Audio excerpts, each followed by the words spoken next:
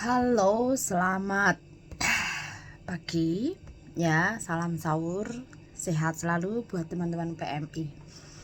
Well, semalam saya dikirimi sebuah screenshotan di salah satu channelnya seseorang yang sangat-sangat saat ini menyatakan ingin membantu TKI ya, ingin membantu TKW, TKI lah, PMI lah, terserah, dengan kasus yang lagi viral. Yang perlu diketahui oleh teman-teman, kemarin di saat saya memberikan sejarah menolak lupa, ya saya sempat menyebutkan nama beliau ya. Siapa sih Jumur Hidayat?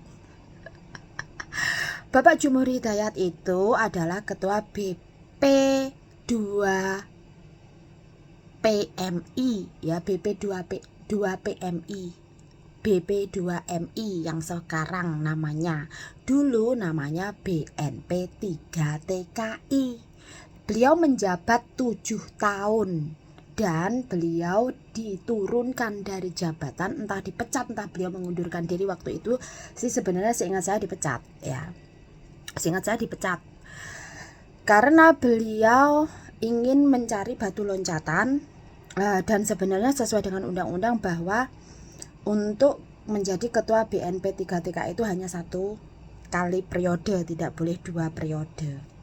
Jadi di saat beliau turun jabatan waktu itu, kemudian dipegang oleh Pak Harmono, kalau nggak salah Pak Harmono ya, itu sementara.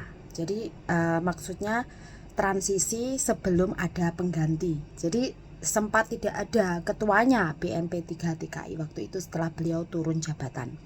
Kemudian Jumur Hidayat ini mencalonkan dirinya sebagai RI 1 ya, mencalonkan dirinya sebagai RI 1, tetapi tumbang, gagal di seleksi awal. Kenapa?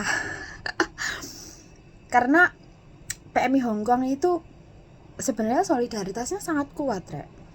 Dan mereka sangat ingat, kalau disakiti itu ingat banget, tahu nggak? Sebenarnya dibilang dendam sih enggak, tapi mereka akan mengingat apa yang pejabat-pejabat ini lakukan ya. Di tahun 2008 beliau menggaungkan tentang KTKLN, memberlakukannya di PT-PT itu khusus Taiwan. Jadi dulu untuk tikus percobaannya itu TKI Taiwan, ada KTKLN. Nah ya, terus melaju ke Hong Kong dan Singapura. Di Hong Kong tepatnya tahun 2010 ya, 2010 itu tepatnya KTKLN disusupkan ke Hong Kong, disosialisasikan melalui SBMI ya. Ini saya buka sejarah, melalui SBMI. Terus selanjutnya adalah melalui tangannya organisasi Kotgitho, sehingga beberapa organisasi di Hong Kong kita menentang, termasuk IMWU yang sekarang kita menjadi besar menjadi satu, yaitu JBMI ya, IMWU, FKMPU, terus banyak sekali organisasi agresif bersatu menolak KTKLN ya. Tapi satu kan yang nggak menolak waktu itu, Kotgitho justru memfasilitasi untuk memberikan kemudahan mencetak atau membuat laporan kartu KTKLN di Hong Kong, yang dulu kalau tidak salah di Samswipo sama Prince Edward, kemudian di Dawso, akhirnya sudah ditiadakan, diubah menjadi IKTKLN, yang mana selanjutnya di saat periode yang dipegang oleh Bapak Nusron Wahid. Bapak Nusron Wahid memegang BP2MI, kemudian Bapak Jokowi menjabat menjadi presiden, menyatakan KTKLN dihapus. Itu beliau menyatakan 2017 ya toh, ke Hong Kong. Waktu beliau ke Hong Kong kan videonya di akun page lama saya ada, akun duwe rek, jadi nggak sembarangan. Meskipun Facebookku ditumbangkan dari 2011, kita itu perang di medsos argumen bahwa kita menolak KTKLN ya. Nah, kita menolak KTKLN. Setelah pergulatan, Kot Kit Ho pun menyerah, ya kan? Akhirnya timbullah IKTKLN. Nah, selama periode Bapak Jumhur Hidayat, pelayanan di bandara itu seperti apa? Saya pribadi ya, saya nggak ngomong orang lain. Saya pribadi di tahun 2001 saya sudah mulai ke luar negeri. Tujuan pertama Singapura. 2003 saya pulang melalui Juanda. Kita masih diberikan 2 jalur, TKI sama non TKI. Kemudian TKI masih harus suruh ke kamar sendiri. Ditanya, disuruh menulis disuruh menulis ada yang jemput atau tidak. Kalau tidak ada yang jemput harus pakai taksi bandara atau travel bandara. Kemudian 2005 saya pulang lagi, masih sama.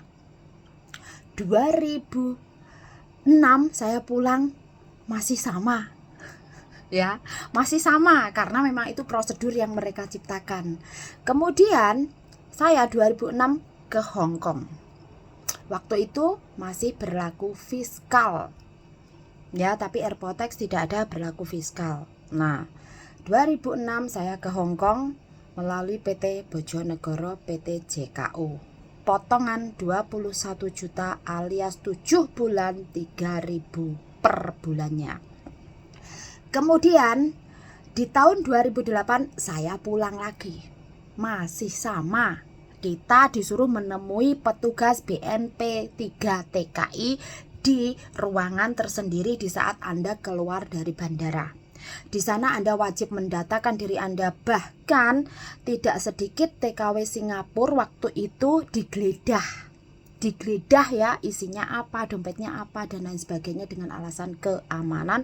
Tetapi di satu sisi di sana ada petugas dengan berseragam, kalau tidak salah saat itu seragamnya ada polisi, ada satpam. Yang polisi itu menyatakan teman-teman PMI wajib menukar dolar. Terus ada lagi yang wajib membeli SIM card atau menawarkan SIM card. Ya, itu di tahun 2008 ya, tahun 2008, ingat. Kemudian saya pulang lagi di 2014. Sebelum pulang di 2010, 11, 12 dan 13 Indonesia digemparkan dengan PMI cuti tidak bisa kembali karena tidak punya KTKLN. Itu buahnya idenya Bapak Jumhur. Jadi justru zamannya Bapak Jumhur, karena adanya Bapak Jumhur lah PMI Hong Kong itu jadi pinter sebenarnya. Karena mereka langsung berargumen, langsung mempunyai pandangan baik politik maupun isu-isu tentang yang menyatakan perlindungan buruh migran, tetapi fix ya, tapi fake. Nah, terus selanjutnya di tahun 2014 ya tahun 2014 saya cuti melalui Bandara Juanda. Ya. Di tahun 2011 itu sudah ditiadakan fiskal. Tahun 2011 tapi masih ada Airport Tax 150.000. Nah, dan tidak sedikit pula PMI Hong Kong yang cuti ditahan di bandara dan disuruh saat itu pada zamannya Jumhur Hidayat, PMI cuti pun dia harus tes psikologi. Tes psikologi, gila atau tidak, waras atau tidak, itu ada. Bahkan disiapkan, kalau nggak salah waktu itu bayarnya 125.000. Ya, terus pas zamannya Pak Jumhur Hidayat juga gara-gara KTKLN banyak TKW yang harus nginep.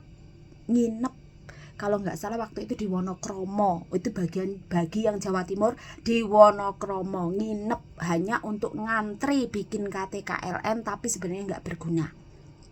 Sebelum mereka ngantri pun mereka banyak yang dipalak.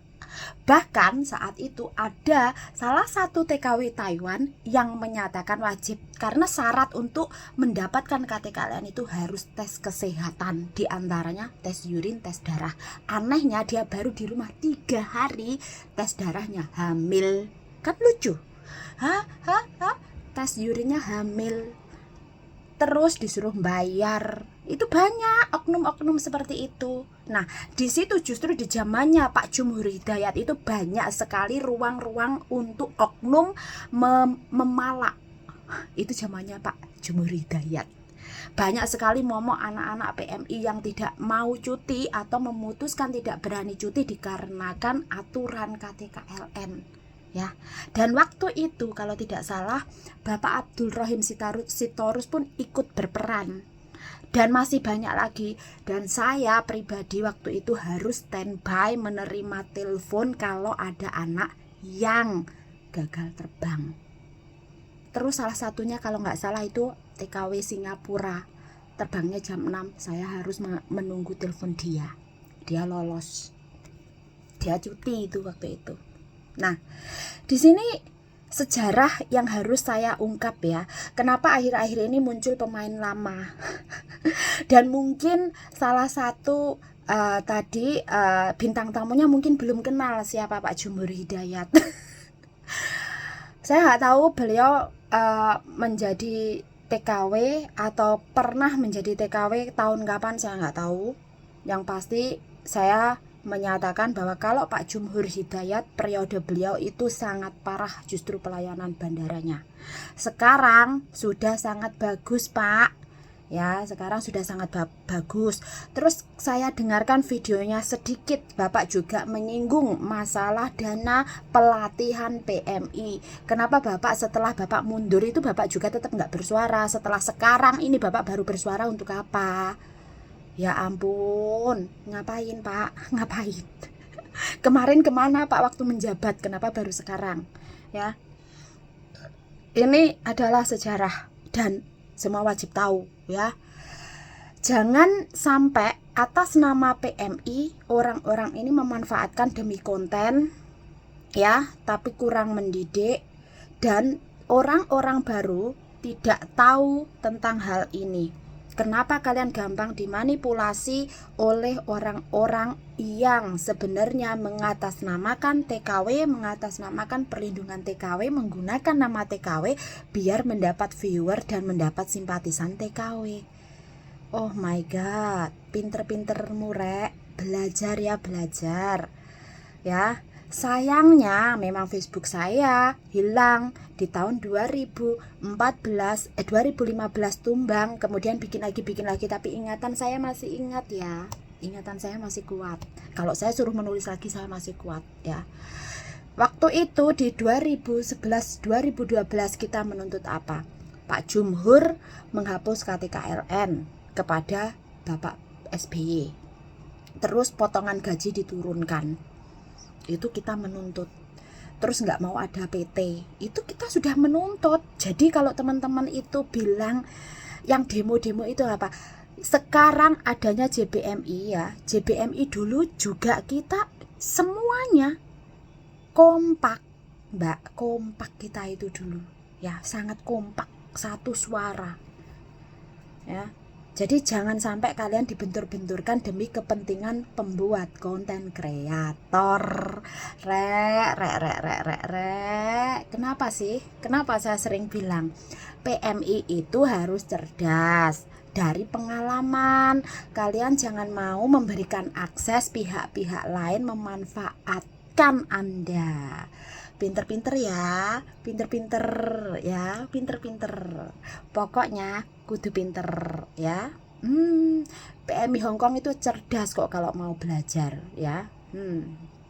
Ya, sekali lagi, kalau dibilang sekarang bandaranya bagaimana? Sekarang bandaranya jauh lebih baik, baik di imigrasi bordernya maupun di custom checknya, Bapak.